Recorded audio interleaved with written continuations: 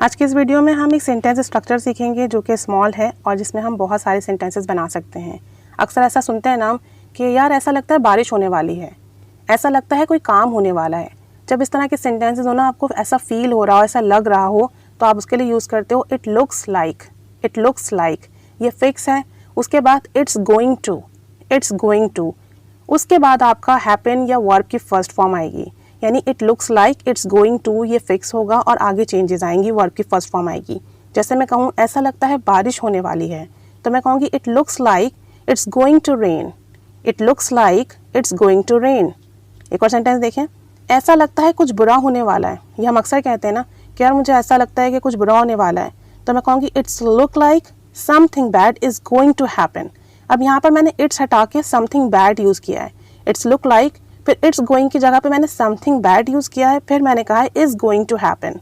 It looks like something bad is going to happen. ऐसा लगता है कुछ बुरा होने वाला है। एक और सेंटेंस देखें, ऐसा लगता है कहानी ख़त्म होने वाली है।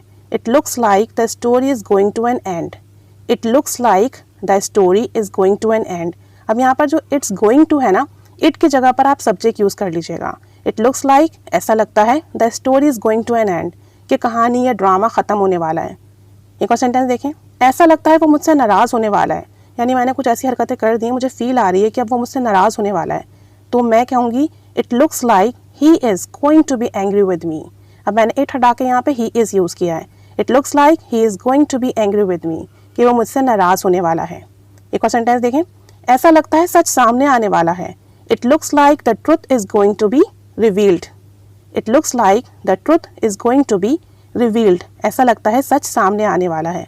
अब एक सेंटेंस आपके लिए है, ऐसा लगता है तुम बाहर जाने वाले हो, यानी मुझे लग रहा है कि तुम कुछ ना कुछ अंदर ही अंदर कर रहे हो, डॉक्यूमेंटेशन कर रहे हो, तो मैं कहूँगी ऐसा लगता है तुम बाहर मुल्क जाने वाले हो। इस सेंटेंस को बनाइए, कमेंट बॉक्स में ट्रांसलेट कीजिए, शेयर कीजिए। इस सेंटेंस स्ट्रक्चर को अपनी कॉन्वर्सेशन में यूज़ कीजिए, प्रैक्टिस कीजिए। Keep staying with us. Thanks for watching.